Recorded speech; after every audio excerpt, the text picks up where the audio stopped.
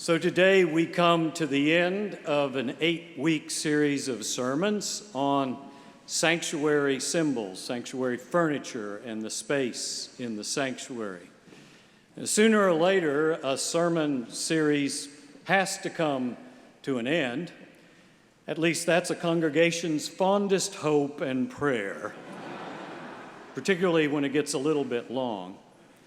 So now we come to the final symbol of this sanctuary series. We have looked at the narthex, the balcony, the window, the sound booth and the ceiling, the lectern and the Bible, the pew and the pulpit, the offering plate and the cross, the choir loft, the organ, instrument, and hymnal. And last week, we looked at the sacristy, the font, and the table. And so you have to ask, well, what's left? I mean, I know there are some churches in England and in Europe where the furniture maker who makes the pews, or maybe the architect, has carved a little church mouse on the back pew of many churches. Maybe that's it, but no, I never found any church mouse here at IPC. So what's left? Have you guessed what it is? It's you, the people. How many of you guessed that? Let's have, got a few.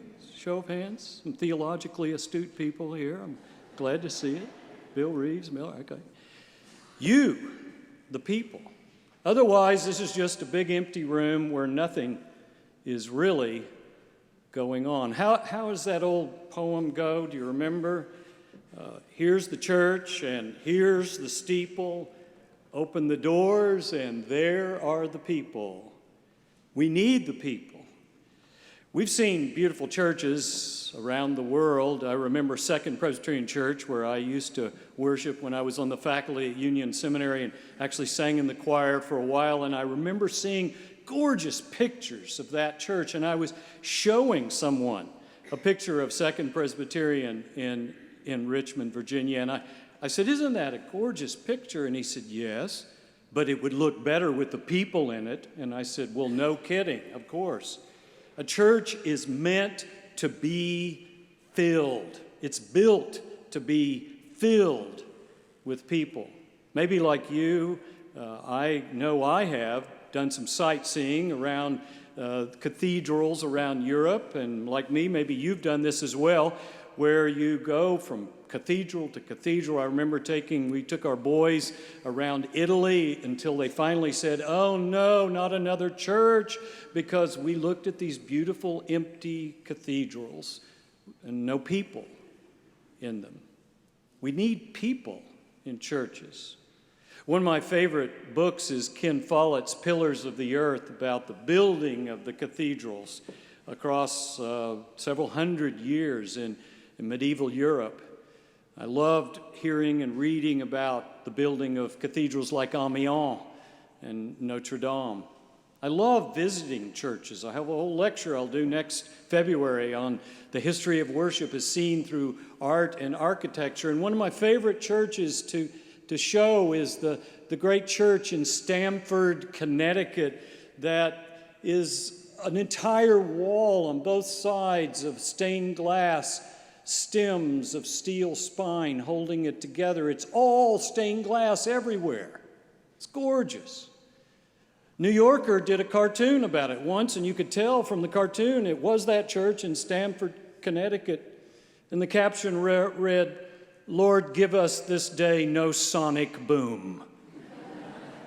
Maybe that's what the church needs, a sonic boom of joy and praise. But no, we are called to gather with the people of God in a beautiful place like that, or a beautiful place like this. Because without the people, what's the point? The goal of every architect, every building committee, every builder should be a line from the movie Field of Dreams. If they build it, we will come. If we build it, they will come. But will they? Will they really come? The answer is yes, if they feel welcome and invited and accepted.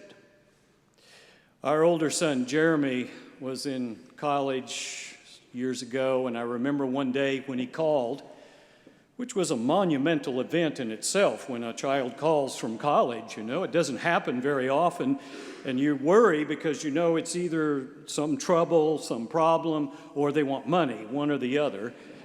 And he said, "Dad, I don't have much time. I'm on my way to supper, but I have a question." And I said, "What? What's your question?" And he said, "Do you know any people in Atlanta really well?" I said, "Yeah," cautiously, "Yes, I know some people in Atlanta." And he said, "Do you know some people well enough that 4 of us college guys could stay for a whole week during fall break?" I said, "No, I don't know anybody that well." What Jeremy was looking for was sanctuary, you see, what we should be providing here, where people are welcomed and accepted and invited. A place where 4 smelly college boys could go. That's a special place, isn't it? Jesus understood. He was constantly inviting all kinds of people, tax collectors, sinners, outcasts, camp followers, smelly fishermen knee-deep in nets, probably even college students. In fact, Jesus invited so many people that often there wasn't even enough room for them, even about the door, as in the story of the healing of the paralytic, where they had to come down through the roof because they couldn't even get to Jesus.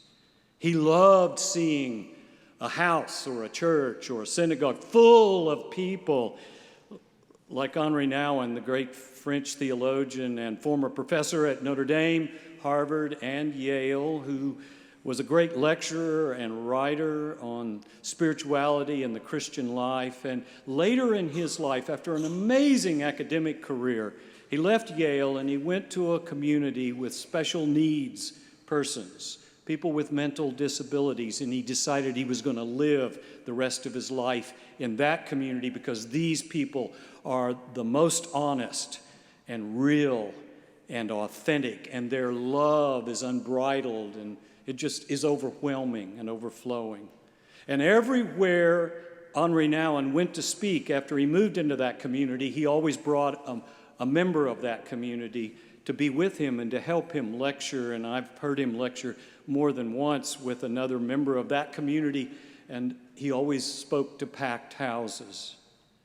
The people are what are important.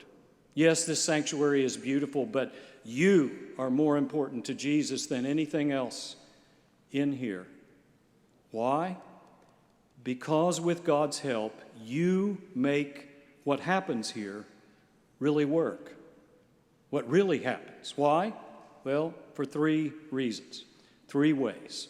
First of all, you are the light of the world. It's what Jesus said in the mountain sermon to that ragtag bunch of people. Just imagine, many of them probably looked homeless and they were smelly. And Jesus said to them, "You are the light of the world." And they must have thought, "Me?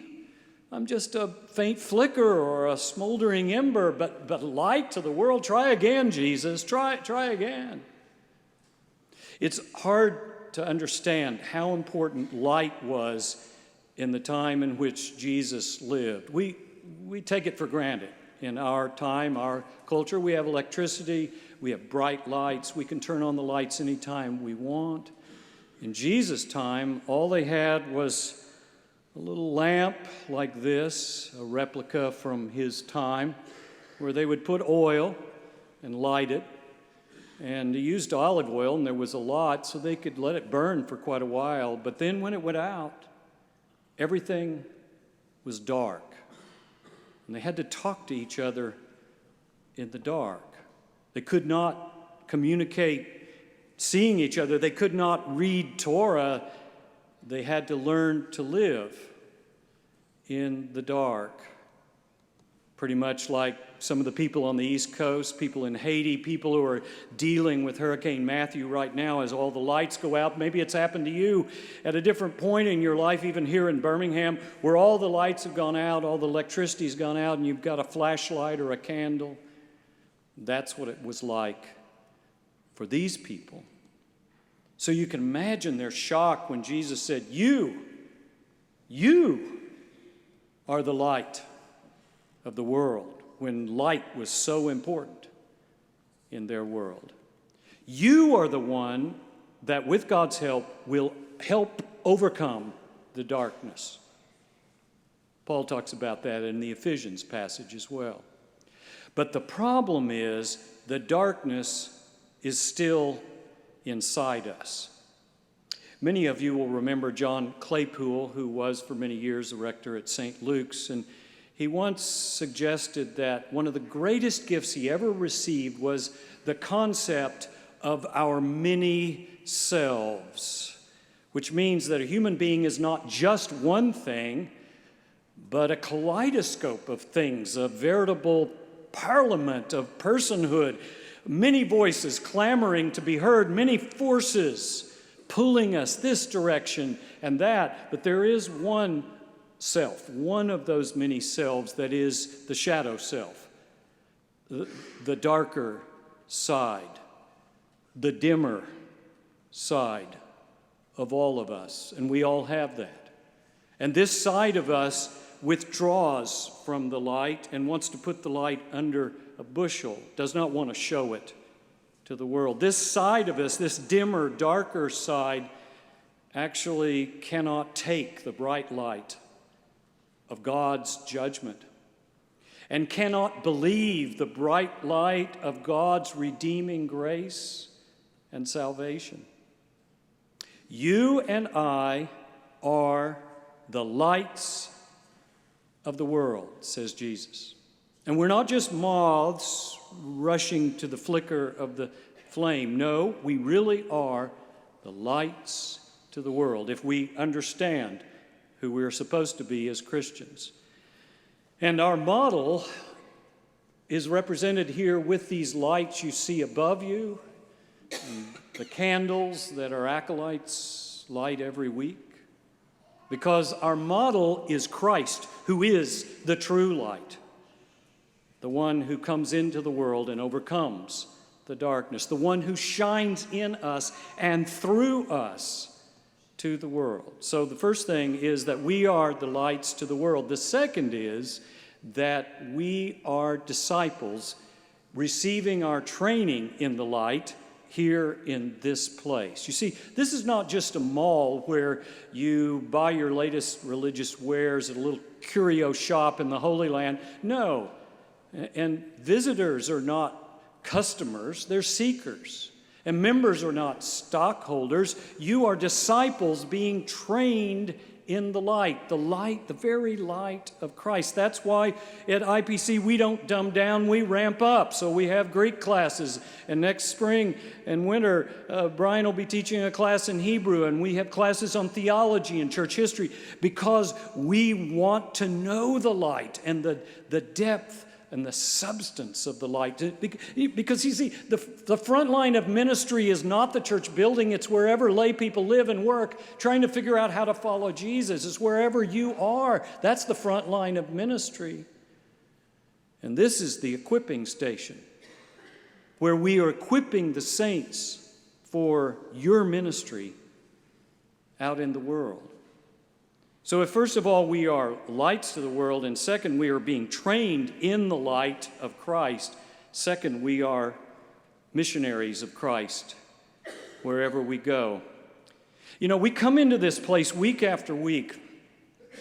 We are healed, we are redeemed, we are renewed, and we come just desperately wanting to hear someone say, and it's said during the Declaration of Pardon, if you listen very carefully, we desperately want to hear someone say, "Child, God is not angry with you. You are forgiven. Go now as Christ's light to the world."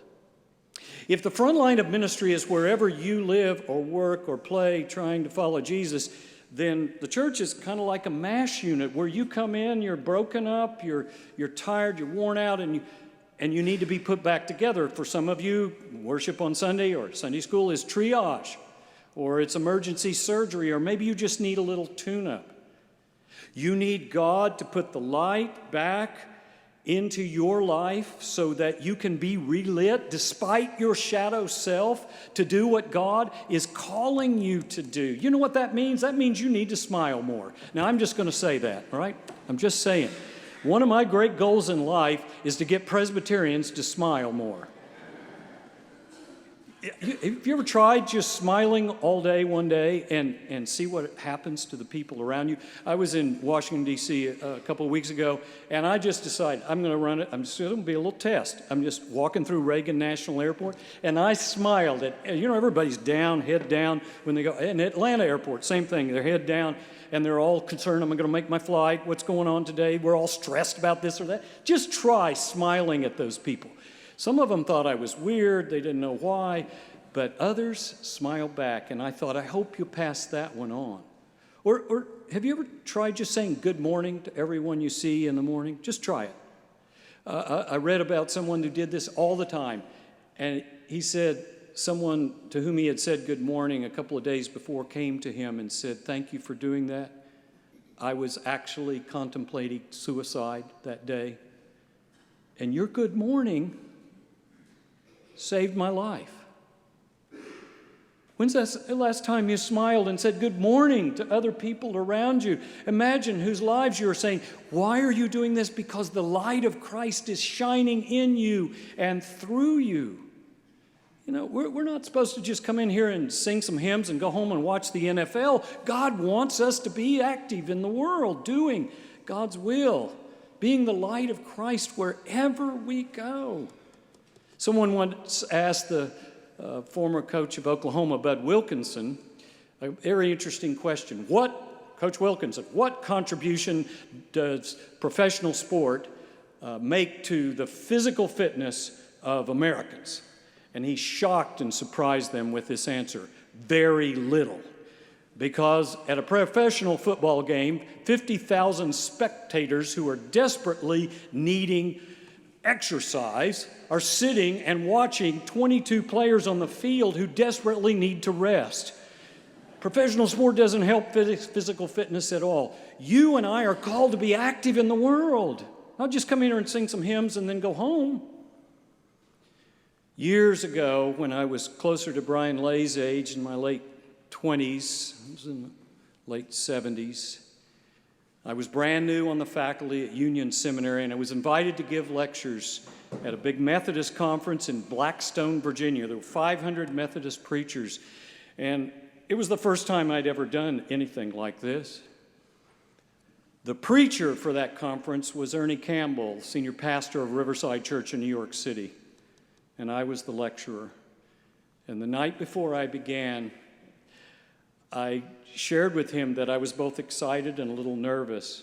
And he said, just take a breath, it's okay. It was amazing mentorship from him to me at that moment, something I needed to hear as a young professor. He said, most of these ministers who are coming to this conference are just out in some holler somewhere in some tiny little church, and they've been beaten up for a year. They're coming in all tired and worn out and exhausted, and you and I have one job and one job only, and that's to put the light of Christ back in their eyes and send them back to where they're going. I want you all to know that that's the way I think about what we do when we worship Sunday after Sunday. We who are clergy, we who are choir, we who are Sunday school teachers, we who are elders and deacons, our job is one job, and that is to put the light of Christ back in your eyes so you can go share it with the world, wherever you go. Oliver Cromwell once faced a shortage of precious metals for coins. So he sent his troops out to find precious metals. And they came back and said, all we can find are the precious metals in the statues of the saints, in the corners of the churches. And he said, well, then melt the saints down and put them into circulation. That's what we do, isn't it?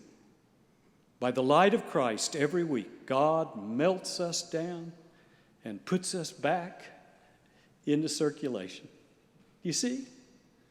You, every single one of you are the final sanctuary symbol. the people of God on the move, doing what God is calling us to do. May God be with you from this day forth and forevermore. God bless you all.